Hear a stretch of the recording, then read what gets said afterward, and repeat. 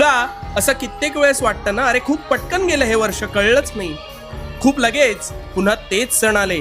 तर हो, या पृथ्वीचा वेग तसाच आहे, पण तुझ्या कार्याचा वेग मात्र मंदावलाय हे तू विसरतोस. ही धरणी त्याच वेगाने घिरट्या घालतीये, पण तू मात्र तुझ्या सुप्त मनाच्या आरामशाही जाळ्यात अडकून पडलायस. कसं ते सांगतो. तू ठरवतोस उद्यापासून अमुक एक गोष्ट चांगली करू, पण तो उद्या काही तुझ्या आयुष्यात उजाडत नाही. आणि जरी उजाडला तरी परवा तुझा तोच संकल्प संपुष्टात आलेला असतो. आतापर्यंत हेच होत आलंय, हो ना? आणि म्हणून तू मागेस.